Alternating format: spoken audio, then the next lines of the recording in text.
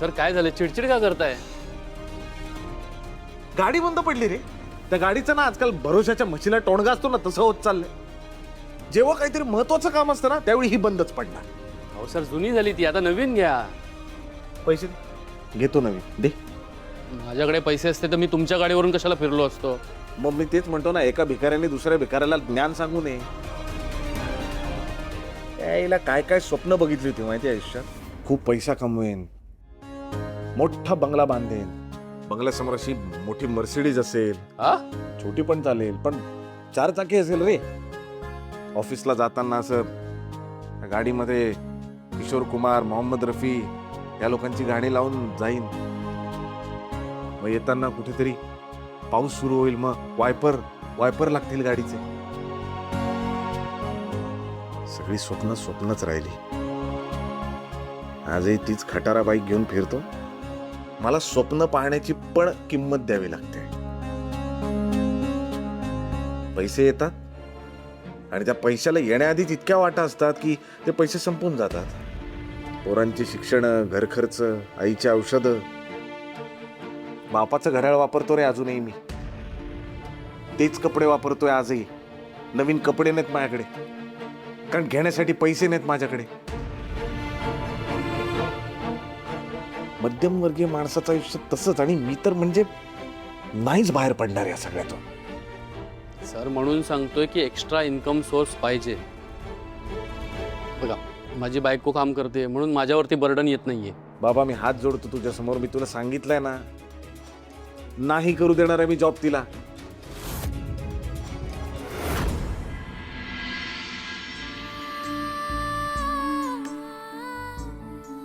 काय मग अनुप्रिया, कसा वाटला स्टुडिओ? खूप छान आहे मॅम, खरंच खूप छान आहे. मॅम, तुम्हाला एक विचारायचं होतं. ती मधुश्री आहे ना, RJ मधुश्री, तिला मला भेटायचंय. का ग? मॅम, मला ती खूप आवडते. मी खूप मोठी फॅन आहे तिची. तुम्हाला माहिती आहे का, रेडिओ स्टेशनला यायचं महत्त्वाचं कारण म्हणजे RJ मधुश्रीला भेटायला मिळणार आहे. हेच होतं मॅम. खरंच मॅम, मी एकही दिवस तिचा शो मिस करत नाही. इतकं गोड बोलते ना मॅम, इतकी मोटिवेट करते मला. तिला भेटायचं या विचारानेच मी हुरळून गेले. मॅम प्लीज प्लीज माझी मदत करा ना. बाप रे, तू इतकी मोठी फॅन असशील तिची याची कल्पनाच नव्हती मला. बरं थांब, या झाली आहे का ते विचारून बघते कोणाला तरी. चालेल मॅम. नाहीतर एक काम करतेस का, तूच विचारून बघतेस का? मी विचारू? हो, अगं त्यात काय, एक साधा प्रश्न तर विचारायचा आहे. ती बघ, ती तिथे रिसेप्शनिस्ट दिसते. जा तिला जाऊन विचार. जा विचारू? हो, अगं बिंदास विचार. जा, काही नाही, जा विचार. अगं विचार ग.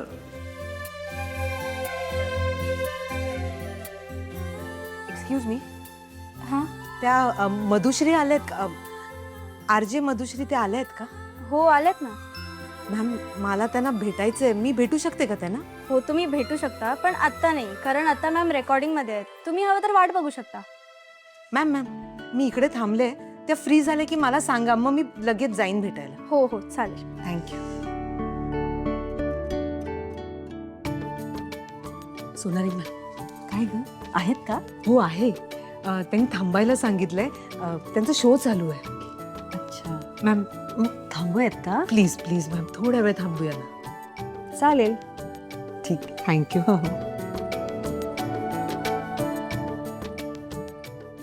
पूर्वा, हां, येस. अरे त्या शो साठी बाई येणार होत्या, त्या आल्यात की नाही? मी मगाचपासून त्यांनाच फोन करतेय, उचलतच नाहीयेत. अरे मीही कॉल ट्राय करतोय पण कॉलच रिसीव्ह करत नाहीयेत. आपल्याला कधीही शो सुरू करावं लागेल, कमिटमेंट आहे आपली. सर, नंतरचा स्लॉट नाही का चालणार? नाही ना, नंतरचे सगळे स्लॉट बुक आहेत. जे काय करायचं ते आत्ताच करावं लागेल. ऐन वेळेला कोणाला उभं करायचं काही कळेना झालंय.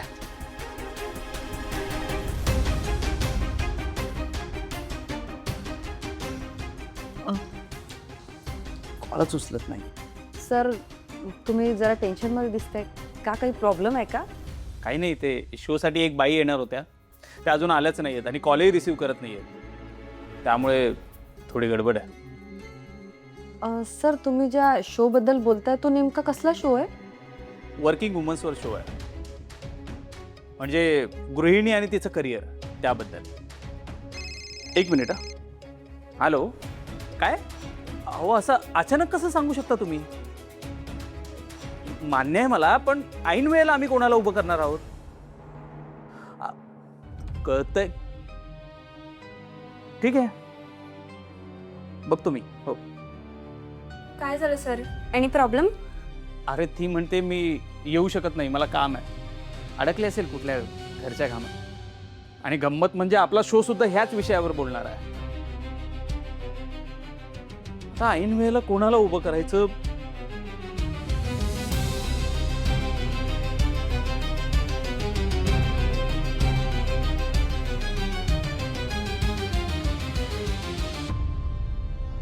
सोनाली मॅडम, मिसेस पाटकर आमच्या कार्यक्रमात भाग घेऊ शकतात का? सर तुम्ही त्यांनाच विचारून बघता का? चालेल, ठीक आहे.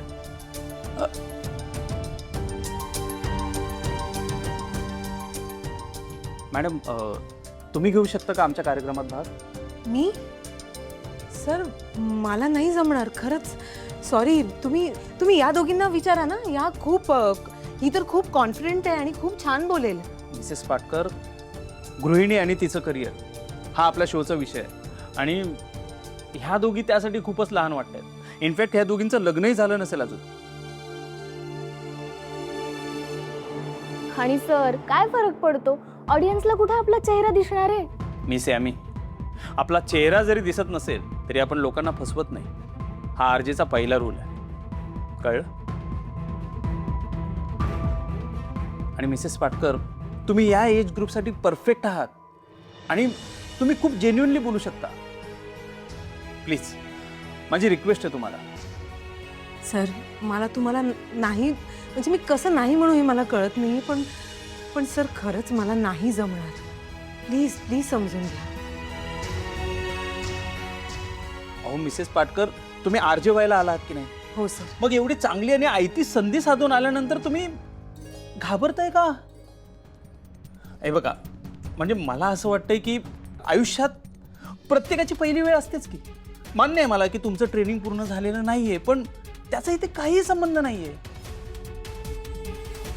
तुम्हाला आयुष्याचा अनुभव आहे आणि तोच इम्पॉर्टंट आहे. प्लीज नाही म्हणू नका, मी रिक्वेस्ट करतोय तुम्हाला. अनुताई, हो म्हण ना. नाही अद्वैत. सर सॉरी, पण मला खरंच नाही जमणार. मॅम तुम्ही सांगा ना त्यांना. अनुप्रिया, अगं ऐक माझं. आयती संधी चालून आली आहे तुला. अशी संधी पुन्हा पुन्हा मिळत नाही अगं. ऐक.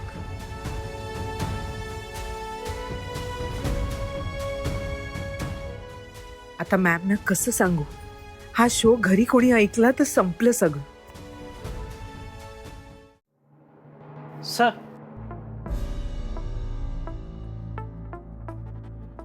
ये ये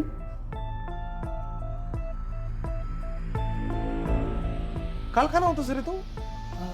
सांगितलं होतं ना सर, आईला अजिबातच बरं नव्हतं. तिला घेऊन हॉस्पिटलला गेलो होतो. हा, कुठल्या हॉस्पिटलला घेऊन गेला होतास?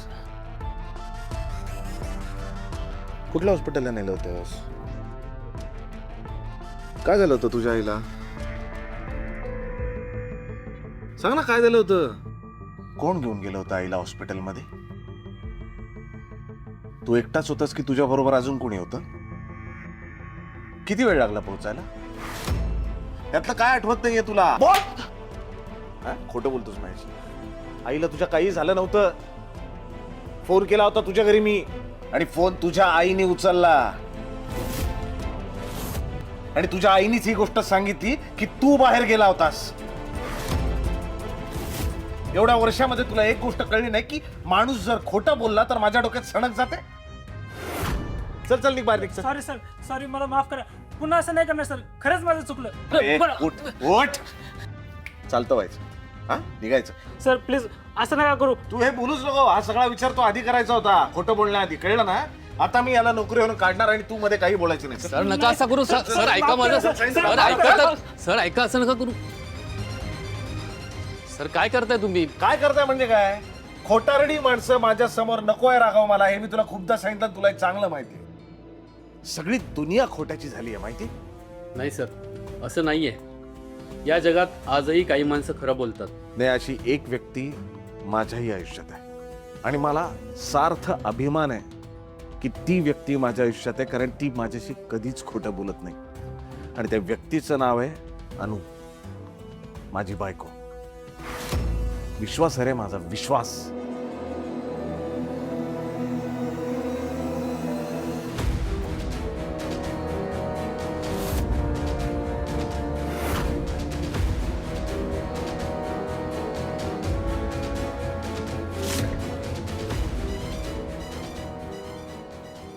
पिऊनचं खोटं ऐकून सर एवढे भडकले. उद्या वहिनी त्यांच्याशी खोटं बोलल्यात हे जर त्यांना कळलं तर नाही, खूप मोठा अनर्थ होईल.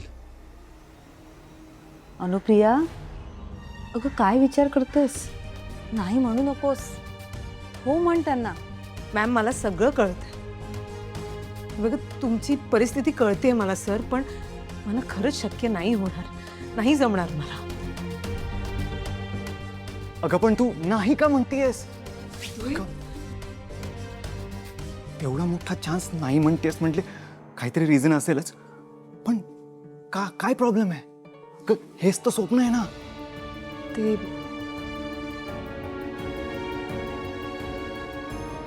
आता यांना कसं सांगू? अविनाशला कळलं तर अख्खं घर डोक्यावर घेतील ते, किंवा मलाच घराबाहेर काढतील. पण हे म्हणतायत ते पण बरोबर आहे. असा चान्स पुन्हा मिळणार नाही अनु. इतके दिवस तुझे स्वप्न पाहिलंयस, ते स्वतःहून तुझ्या समोर चालत येत आहे. त्याला नाही कसं म्हणतेस तू? पण अविनाश त्यांना नाही आवडणार. काय करू काहीच कळत नाहीये. देवा, तूच काहीतरी मार्ग दाखव आता.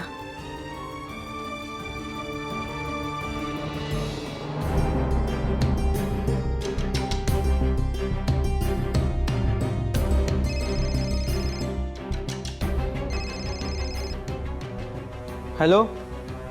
हॅलो, आर जे क्लासमध्येच लागला ना फोन? हो, काय काम होतं? मला थोडीशी चौकशी करायची होती. तुम्ही मला सांगू शकता का की तुमच्या क्लासमध्ये कोणी अनुप्रिया पाटकर नावाच्या बाई आहेत का? ते मला काही माहीत नाही. ज्यांना कोणाला माहीत असेल त्याला फोन द्याल का? अहो, आज क्लासला कोणीच आलेलं नाहीये, सगळे रेडिओच्या ऑफिसला गेले. Okay okay. रेडिओच्या ऑफिसला?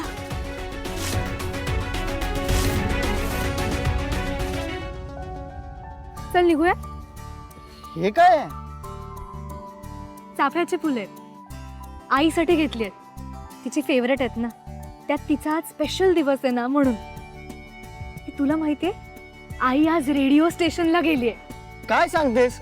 म्हणजे तो आरजेचा खरखुरा स्टुडिओ? हो कसलं भारी आहे रे. हो ना, माझ्या आईचं स्वप्न आज पूर्ण होणार आहे.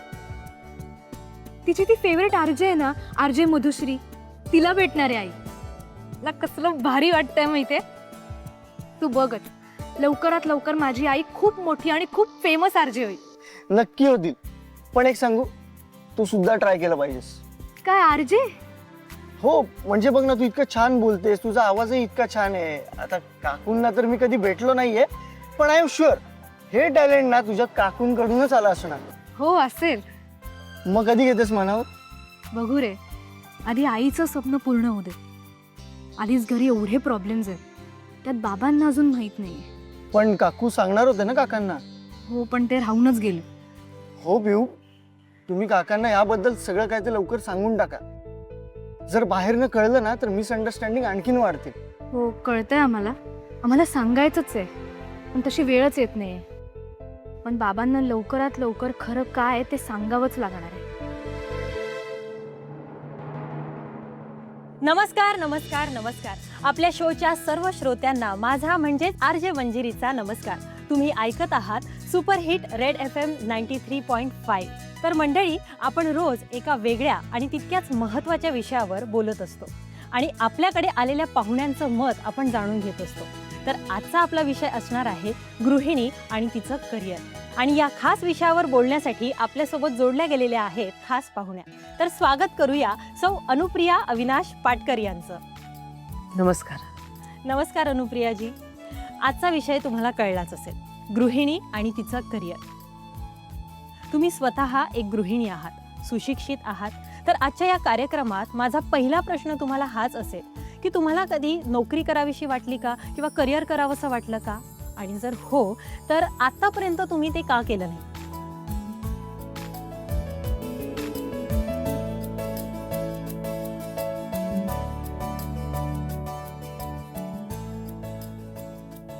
नमस्कार. मी अनुप्रिया अविनाश पाटकर. सगळ्या श्रोत्यांना नमस्कार माझा. 17 वर्ष मी माझा संसार अगदी सुखात रेखतीये. आधी जेव्हा लग्न झालं ना, तेव्हा असं कधी वाटलं नाही की मी नोकरी करावी किंवा करिअर करावं. कारण काय ना, सगळंच नवीन होतं ना. लग्नानंतर ती माणसं, ते घर, ते कुटुंब गुंतून गेले होते या सगळ्यांमध्ये. या सगळ्या गोष्टींमध्ये मी स्वतःला शोधत होते. खरं सांगायचं झालं तर मला ॲडजस्ट करायला थोडा वेळ लागला. आणि मला असं वाटतं, मंजिरी, नवीन लग्न झालेल्या प्रत्येक मुलीला असंच होत असेल. म्हणजे ॲडजस्ट करायला जरा वेळ लागत असेल, म्हणून कदाचित करिअर मागे पडत असेल. अगदीच खरं आहे अनुप्रियाजी. पण आपलं शिक्षण, आपलं स्वप्न, ज्यासाठी आपण इतकी मेहनत करत असतो, राबतो, जिद्दीने त्यासाठी आपण प्रयत्न करत असतो, तर हे सगळं नव्याने आपल्या आयुष्यात आलेल्या संसारासाठी किंवा त्या माणसांसाठी पटकन विसरणं किंवा हे सगळं मागे टाकणं, हे योग्य वाटतं का तुम्हाला?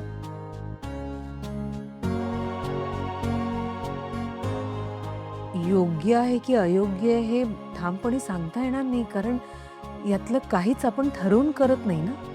हो, पण करिअर ही प्रत्येकासाठी प्रायोरिटी असते.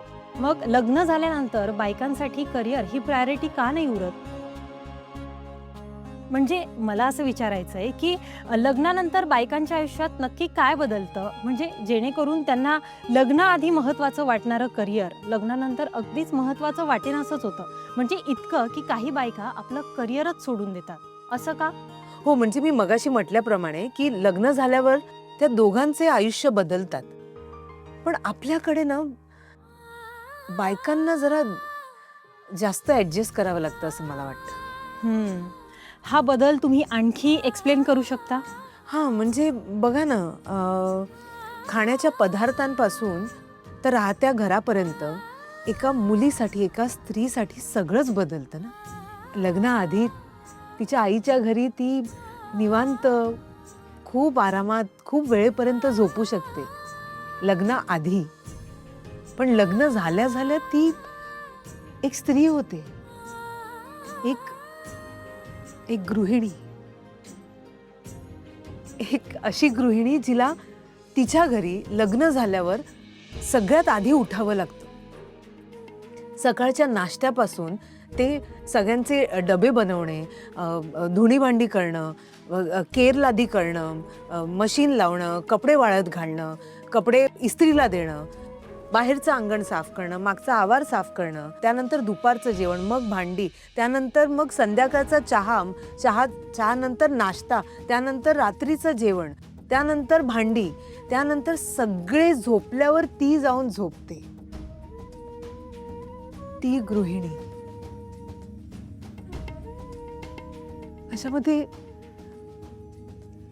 अशामध्ये मला सांग मंजिरी, तिला स्वतःसाठी कुठे वेळ मिळणार आहे? तिच्या करिअरचा ती काय विचार करणार? अगदीच खरं आहे अनुप्रियाजी.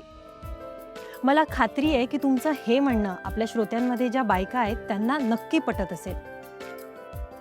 पण मला तुम्हाला असं विचारायचं आहे की गृहिणींचं काम तिच्या करिअरच्या आड येत असेल तर हे चुकीचं आहे का? नाही, अजिबात नाही. आपल्या घरचं काम करणं काही चुकीचं नाहीये. म्हणजे लग्नानंतर आपण ज्या घरी जातो ते आपलं होऊन जातं ना. मग तिकडच्या सगळ्या जबाबदाऱ्या आपल्या असतात. आपल्या घरात काम करायला कशाला लाजायचं किंवा का नाही म्हणायचं? आता मी माझ्या घरचं सगळं काम करते कारण माझं माझ्या माणसांवर प्रेम आहे. ती माझी माणसं आहेत, तर त्यांच्यासाठी तर मी सगळं करणं, तर मला ते अजिबात चुकीचं वाटत नाही. एक्झॅक्टली. पण मग प्रॉब्लेम नेमका येतो कुठे? म्हणजे घर सांभाळणं, घरच्यांची काळजी करणं, जबाबदाऱ्या पार पाडणं हे सगळं अयोग्य नाहीच. मग बायका नोकरी का नाही करू शकत? म्हणजे मला असं विचारायचं आहे की बायका करिअर आणि घर दोन्हीही एकत्रितपणे सांभाळू शकतात. मग का त्या नोकरी करत नाही? का त्या स्वतःला गृहिणीच मानतात? कारण त्यांना कोणी समजून घेत नाही. म्हणजे कोण समजून घेत नाही गृहिणींना? त्यांच्या घरचे नाही समजून घेत त्यांना. ज्यांच्यासाठी ती गृहिणी होते त्या घरचे, ती माणसं ते नाही समजून घेत तिला. म्हणजे बघा ना, सकाळपासून ती ज्यांच्यासाठी रांदा वाडा उष्टी काढा त्यांचं सगळं काम करते, पण तिला कधी कोणी असं विचारत नाही की तू दमली आहेस का? तुला बसायचं आहे का?